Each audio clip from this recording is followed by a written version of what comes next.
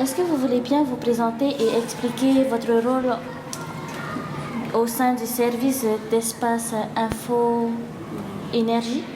Alors bonjour, moi je m'appelle Julien Biarrez, je suis conseiller en énergie, donc à l'espace info énergie qui est un service public.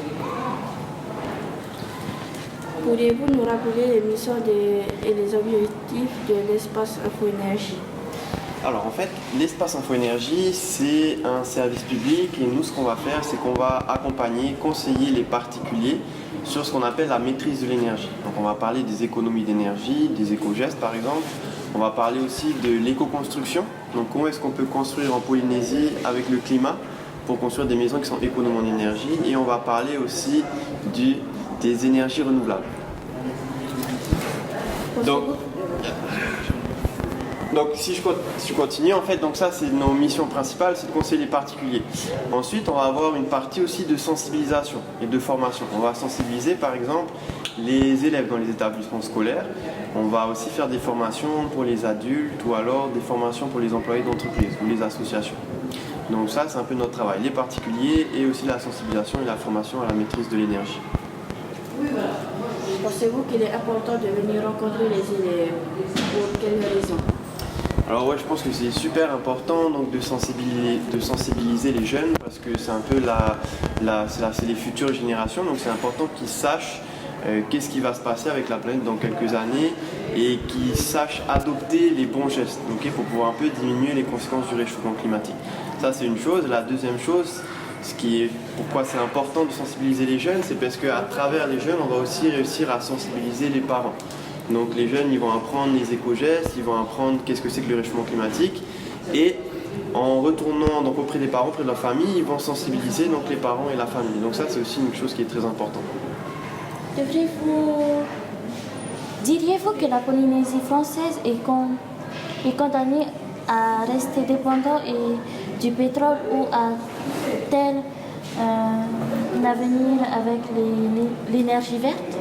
Alors, je ne dirais pas que la Polynésie elle est condamnée donc à rester dépendant au pétrole, aux hydrocarbures. Bien sûr, il y a encore beaucoup de travail à faire, mais c'est pareil. En fait, il va falloir que les gens, les particuliers, le grand public, ils s'investissent aussi. Okay, donc, il faut que chacun fasse sa part. Donc, que ce soit les particuliers ou le gouvernement, il faut que tout le monde fasse sa part petit à petit. Et c'est ça qui va permettre un peu de diminuer la dépendance énergétique de la Polynésie française. Mais on n'est pas condamné. Okay, c'est vrai qu'aujourd'hui, on est dépendant à presque plus de 93% des énergies fossiles, donc du pétrole. Mais ça avance petit à petit et que si chacun fait les bons gestes, si chacun adopte les bons gestes, eh bien on va réussir à diminuer cette dépendance énergétique. Quel message aimeriez-vous faire passer à ceux qui verront ce film à Tahiti ou en Nouvelle-Zélande?